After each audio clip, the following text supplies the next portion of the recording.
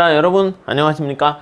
자, 이번 시간에는요, 여러분 공무원 경제학 시험 30일 남았을 때 막판 뒤집기의 필승 전략에 대해서 간단히 말씀드릴게요. 우선 첫 번째 30일은요, 그냥 상징적인 숫자고요. 얼마 안 남았다 이 뜻이죠. 그리고 여기 나와 있는 내용들은 여러분들 다 아시는 얘기입니다. 근데 우리가 사실 알고 있지만 그걸 잘 못하기 때문에 문제잖아요. 그래서 간단하게 제가 다시 한번 경각심을 어떻게 마무리 정리할까 알려드릴 테니까요. 이렇게 잘 하고 계신가 한 번만 점검해 주셨으면 좋겠습니다. 첫 번째는요, 경제학 시험 볼 때 개념을 명확하게 하셔야 되고요. 막판으로 갈수록 이제 거의 막판이 되죠. 단권화 하셔야 됩니다. 이거 단권화는 뭐 지금 하셔도 상관없어요. 기출문제 활용 극대화. 여러분 기출문제요, 꼼꼼히 잘 보셔야 되고요. 또 하나는 경제학이 미시 것이 나와 있고 전체적인 모형에 대한 통합적인 사고 훈련을 많이 하셔야 됩니다. 자, 구체적으로 보면, 자, 우선 시험 30일 정도 남았다, 얼마 남지 않았다, 이게 막판 뒤집기 역전의 시간이 가능한 것이다 라고 보시면 되겠습니다. 이 모든 공부는 이 30일 동안 쏟아붓기 위해서 그동안 몇 달을 공부하는 것이거든요. 그러니까 내가 지금 당장 성적이 안 나와요, 이게 중요한 게 아니라 지금 말씀드리는 것처럼 정리를 잘 하시게 되면 충분히 30일 후에 실전 시험에서 고득점 합격을 할 수가 있습니다. 오케이? 자, 우선 첫 번째 세 가지 방법을 말씀드리고 싶습니다. 지금 말씀드린 것처럼 개념 정리뿐만 아니라 단권화가 잘 돼 있어야 되고요. 기출문제를 좀 잘 정리하시고 통합적인 사고 훈련이 필요하겠다, 이렇게 말씀을 드리고 싶습니다. 여러분, 개념 아직까지 헷갈리십니까? 경제학은요, 개념에 대한 학문입니다. 소비자의 선택, 필립스 곡선, 솔로 성장 모형, 환율 결정 모형, 이런 것들 다 어떻게 보면 개념이에요.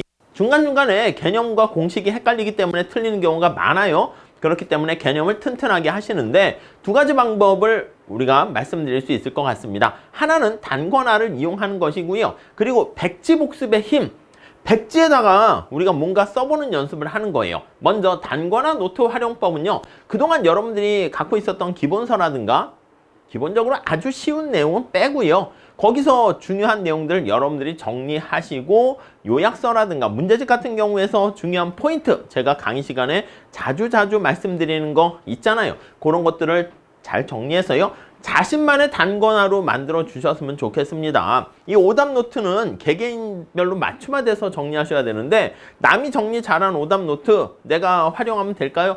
별로 도움이 안 될 거예요. 그 남들이 간단하게 오답 노트 정리했을 때 수많은 시간을 고뇌와 함께 쏟아는 거란 말이야. 그걸 내가 날름 이렇게 체리피커처럼 그렇게 할 수가 없어요. 그러니까 좀 스스로 정리를 잘 하시고, 탄력성이다 그러면 탄력성 계산 방법과 가격 탄력성, 소득 탄력성 뿐만 아니라 주로 계산 문제는 어떤 게 나온다, 그런 것까지 좀 잘 기억이 좀 떠올라야 되고요. 시장 실패 요인, 외부성, 공공재 뭐 등등등 나와 있을 때 그 내용 계산 문제로도 또 자주 출제되죠. 외부성 공공재는 그런 것들 잘 정리하시고, 거시경제 관련해서도 GNP라든가 인플레이션, 실업률, 환율 개념들을 좀 명확하게 해 두시게 되면은 여러분 스스로의 언어로 정리를 하셔야 됩니다. 자, 다시요. 이게 주관식 시험이면은 사실 개념 자체를 암기하실 필요도 있어요. 근데 객관식일 경우에는 맞냐 틀리냐 그걸 보는 것이기 때문에 여러분들 스스로의 이해한 걸로 소화시키면 좋겠습니다. 자, 백지복습의 힘이다 라고 하는 것은 메타인지를 활용하는 방법인데 별거 아니고요. 하루의 공부 내용을 마무리했잖아? 그렇게 되면 백지에다가 내가 오늘 배웠던 걸 살짝 쓰는 거야. 그래프도 한번 스스로 그려보셔야 돼요.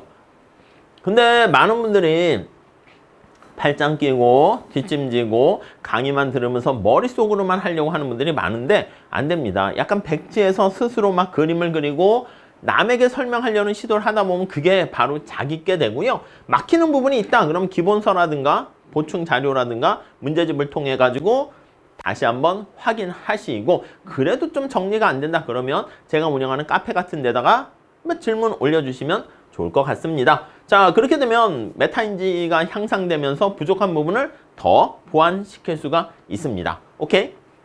자, 그리고 계산 문제 같은 경우 많이 나올 때 두려워하시는 분들 많습니다. 근데 경제학 과목은 보통 필수 과목이기 때문에 모두가 다 동일해요. 그리고 이제 숫자를 좋아하시는 분들도 있지만 대부분 그렇지 않은 분들이 많거든요. 모두가 다 동일한 상황에 처해 있기 때문에 객관식 시험 같은 경우는 계산 문제가 중요하죠. 계산 문제 같은 것을 일부는 그냥 찍어버리는 분이 있어요. 시간이 많이 걸리고 계산이 좀 부담되는 경우에. 그러면 제가 봤을 때는 어느 정도 합격권과 거리가 멀어요. 그러니까 계산 문제가 만약에 10문제 나왔다 그러면 거기서 6개 정도는 그래도 금방금방 쉽게 풀 수가 있고요. 2개 정도는 좀 시간이 걸리는 문제야. 그러니까 이게 어떤 문제를 딱 봤을 때 시간이 걸리는 건지 아니면 금방 풀 수 있는 건지 그걸 알아야죠. 그래서 아무튼 계산 문제를 통해 가지고 반복을 해가지고요. 시간 부족의 문제를 극복하셔야 됩니다. 기출문제를 무한 회독하기 바랍니다. 아 이거 했던 거 답차는 아니요. 그게 아니라 일부 문제는 시스테미컬하게 자동 반사적으로 문제를 풀 수 있도록 해 두셔야 되고요. 타임 어택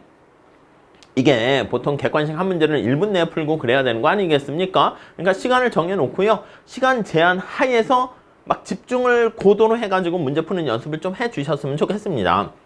그래서 뭐 예시 문제로 23년도에 뭐 국가직 뭐 9급에 자본과 노동의 한계 생산과 완전 대체 관계라든가 GMP 그런 거 계산한다던가 아니면 뭐 독점 시장에서 소비자 잉여와 생산자 잉여 간단한 문제죠. 어떻게 계산하는가 이게 쫙 그냥 보이셔야지 그 다음에 아 저길로 가야 되는구나 그게 있어야지 우리가 문제를 빠르게 풀 수가 있게 됩니다. 방향을 잘 못 잡으면 안 됩니다. 그리고 최근 5개년 저도 기출문제 연도별 해설을 올려놓지 않겠습니까? 기출문제를 좀 잘 보시면 좋을 것 같습니다. 그래서 내가 만약에 시간 대놓고 물론 이걸 객관식 때도 문제를 풀어봤기 때문에 여러분들께서 익숙하게 이거 봤던 문제니까 맞출 수 있는데 정답 찾는 게 중요한 게 아니라 내가 어느 부분이 왜 정답이 아닌가 그런 것들을 꼼꼼히 좀 보셨으면 좋겠습니다. 그래서 기본 개념에 대한 이렇게 응용 문제를 정확하게 풀어보시고요. 그래프를 이용한 문제 같은 거 있지 않겠습니까? 면적 계산하는 거 그런 것들도 잘 정리해 주시고 각각의 선택지를 꼼꼼히 한번 정리를 해보세요. 아시겠죠? 만약에 기출문제 5개년이 내가 딱 봤더니 이미 다 풀어봤던 문제이고 별로 낯설지가 않다. 매너리즘에 빠질 수 있습니다. 그러면 그 공단기 거기 가보시면 모의고사가 있습니다. 볼륨 해가지고 볼륨 3, 4 이렇게 쭉쭉쭉 나갈 것인데 그거 시간 재놓고 좀 풀어보세요. 그리고 약간 제 수업을 들으시는 분들이 수준이 조금씩 올라가고 있는 것 같아요. 그래가지고 모의고사를 실전보다는 조금 난이도를 올렸거든요. 그래서 약간 어떻게 보면은 회계사 시험까지는 아니지만 그 정도 급에 해당하는 것들을 좀 많이 집어넣기 때문에 여러분들께서 포기하지 마시고 물론 채점한 다음에 이게 내 실제 점수인가 그렇게 생각 안 하셔도 됩니다. 충분히 어려운 문제들도 있으니까 실전에서는 좋은 점수를 받을 수 있을 것이다 생각하시고요. 한번 기출문제가 저는 물렸습니다. 지겹습니다. 그럼 모의고사 한번 풀어보세요. 자 그리고 타임어택 훈련 방법은요. 실전 감각을 극대화하는 겁니다. 시간을 정해놓고 스마트폰 같은 거 활용할 수 있겠죠. 가능한 한 1분당 한 문제를 풀 수 있도록 하는 것도 괜찮고요. 개인적으로 만약에 지하철 타고 왔다 갔다 하시는 분들은 좀 일찌감치 사람 없을 때 지하철에 타셔가지고요. 보통 한 정거장이 한 1분에서 2분이잖아. 그때 한 문제씩 막 푸는 거야. 괜찮지 않습니까? 그래가지고 다음 정거장은 뭐 이거 나오면 막 빨리 아유 찍어야 되겠다. 요렇게 하면서 하는 것도 시간 절약하면서 공부할 수 있지 않을까 하는 생각을 해봅니다. 자, 그래서 아무튼 실전 훈련의 팁은 동일한 시간에 동일한 양을 정해 놓고요. 짜라락 풀다 보면은 시험 시간에 맞춰서 하셔야 돼. 저는 올빼미 공부 방법으로 밤늦게까지 새벽까지 공부하고 아침에 잡니다. 이제 안 돼요. 시험 때가 가까이 갔을 때는 여러 가지 생체적 리듬도 시험에 맞춰서 준비하시는 게 좋을 것 같습니다. 그리고 문제가 너무 많이 한꺼번에 20문제 막 이렇게 풀고 25문제 풀게 되면 약간 부담돼. 그럴 때는요. 5문제씩 5분 동안 풀기, 10문제씩 10분 동안 풀기 이렇게 하면서 늘려나가는 것도 괜찮지 않을까 하는 생각을 해봅니다. 자 그리고 세 번째 주제는요. 미시것이 따로 있는 게 아닙니다. 경작은 통합적인 시각을 가져야 돼요. 그리고 특히 최근에는 거시경제 파트도요. 아시잖아요. 미시적으로 접근을 한다고요. 옛날에는 거시경제 할 때는 학파 얘기만 되게 많았어. 근데 요즘은 학파보다는 직접 테일러 준칙 기억나십니까? 기대부가 필립스 곡선 기억나십니까? 그런 것들 식을 써놓고 미시적으로 꼼꼼하게 따지는 문제들이 많이 나오고 있기 때문에 두 개를 유기적으로 접근하실 필요가 있습니다. 오케이? 그래서 고득점을 위한 접근법 같은 경우에는 미시거시를 따로 하는 게 아니라 그러다 보니까 여러분 전체적인 모의고사를 풀어볼 필요가 있습니다. 그래서 우리가 단원별로 나가다 보면 내가 완전 경쟁 독점만 공부한다. 그럼 이제 그거는 쉽게 풀 수 있거든. 그러니까 이제 완전 경쟁 한 문제 풀고 경제 성장 풀고 왔다 갔다 하면서 스위치할 수 있는 그런 능력을 키우셔야 될 것 같습니다. 그리고 기본적으로 거시경작은 학파별 접근이 있으면 조금 더 마음이 편안해지는 측면이 있어요. 그러니까 학파별 정리를 좀 잘 해주시고, 시사적인 경제와 이슈는 우리가 직접 그렇게 할 건 아니지만 문제 자체가 앞에 인트로에 그냥 단순히 이자율이 올라가면 어떻게 되니 이렇게 나오진 않는다고. 그러니까 현실에 맞춰가지고 얘기를 많이 하니까 그 문제들을 풀면서 그 시사적인 현실과 같이 연결시켜 보세요. 자, 고전학파는 시장을 신뢰하는 작은 정부, 가격의 신뢰성을, 신축성을 믿게 되는 것이고, 케인작파는 아니다. 시장 실패를 강조하면서 정부가 적극적으로 개입을 해야 된다. 가격이 잘 신축적으로 조정이 안 돼서 경직적이기 때문에, 특히 대공황이 발생하게 된 것은 유효 수요가 부족해서 발생했다는 데서 시작하는 것이죠. 그래서 두 학파 간의 얘기를 잘 이해하시면서 미시적인 접근 방법과 그리고 거시적인 접근 방법을 유기적으로 연결해 주시면 좋겠습니다. 아시겠지만 이 고전학파가 최근에는 새고전학파고요. 최근에는 케인작파가 새케인작파 아니겠습니까? 새고전학파랑 새케인작파 앞에 새자가 들어가 있잖아. 뉴라는 새자가 무엇을 뜻합니까? 맞아요. 합리적 기대랑 최적화잖아. 그 최적화가 미시적인 접근법을 우리가 활용하는 거라고요. 그렇기 때문에 고전학파, 케인작파 그걸 잘 정리하시고 통합적으로 같이 좀 이해를 하시면 좋겠습니다. 시사 경제와 연결하기는 뭐냐면 여러분들이 할 건 아니고 제가 연결해서 문제를 많이 만들어 두고 있습니다. 그래가지고 가끔 공무원 시험에서도 불이타성 문제가 좀 뜨긴 하거든. 한두 문제. 약간 이게 우리가 배운 범위에서 없는 건 아닌데 약간 그런 것들 내는 것 좀 약간 반칙 아닌가? 그런 문제들도 나올 수 있는데 그런 것들도 이렇게 좀 현실에 맞춰가지고 얘기를 합니다. 단순하게 금리 인상하게 되면 미치는 경제적 효과가 아닌 것은 이렇게 하지 않고 앞에다 스토리를 줍니다. 미국이 금리를 인상하는 가운데 우리나라 중앙은행 총재인 한국은행에서도 금리를 인상할까 고민을 하고 있는데 막 하고 스토리를 입히게 되는 거니까 사실은 크게 중요한 건 아니야. 근데 문제 자체가 길어지면서 약간 부담스럽습니다. 그러니까 그런 거에 익숙해질 필요도 있어요. 우리나라 원달러 환율이 상승할 때 등등등 부동산 정책 이렇게까지 막 나올 수 있으니까 현실에 맞춰서 나오는. 그래서 이슈 파악이라는 건 여러분들이 뉴스 보고 이럴 건 아니고요. 우리가 수업 시간에도 얘기를 많이 하고 있고요. 그리고 좀 우리가 경제학적인 재미난 읽을거리를 제가 유튜브에도 많이 올려놓고 있거든. 3분 경제 해서 올려놓는데 그것도 한 번씩 지나가면서 한번 들어보세요. 그게 다 경제학적 마인드를 쌓는 백그라운드가 된다. 이렇게 보시면 될 것 같습니다. 오케이. 자, 그래서 어떤 현상에 대한 문제가 나왔을 때, 야, 이거 경제학의 어떤 분석 툴을 이용해서 접근을 해야 할 것인가, 그런 것들을 좀 잘 연습하시게 되면 충분하게 고득점 합격을 할 수가 있다. 이렇게 보시면 되겠습니다. 자, 결론 마무리 짓도록 하겠습니다. 필승을 향해서 여러분들께서 마지막 다짐을 좀 해주셨으면 좋겠습니다. 마지막이 될 때 가장 수험생들이 불안함과 초조함을 느끼는 건 다 똑같습니다.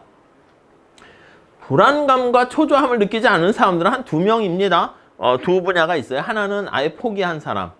아니면 너무 장수생으로 오랫동안 시험을 봐가지고 시험도 다 그렇지 이렇게 되거나 엄청난 고수를 빼놓고는요 전부 다 불안과 초조를 갖게 되는 것이기 때문에 시험장에서 실수를 줄이는 연습을 좀 하셨으면 좋겠습니다. 오케이? 그래서 그것만 잘 하시게 되면은 충분히 어렵지 않게 합격하실 거예요. 정리할게요. 자, 개념 단거나 스스로 좀 정리를 하셔야 되고요. 기출문제를 좀 많이 활용하시면서 이게 좀 익숙하다 하면은 모의고사 문제를 푸시면서 정리를 하시고요. 그리고 경작은요, 머리가 말랑말랑 해야 됩니다. 옛날같이 여러분 이렇게 표를 그려가지고 암기하는 거 있잖아. 두문자 따고. 우리 경작에서는 다른 과목에서는 두문자 따가지고 하는 게 괜찮을 수 있는데 그게 중요한 게 아닙니다. 많은 문제를 풀어가지고 실전 경험을 몸에 익히시는 게 가장 중요하다. 이렇게 말씀드리고 싶습니다. 자, 시간이 이제 얼마 안 남지 않았을 때는요, 시험 보는 날 디데이를 중심으로 해서 역산하셔가지고 내가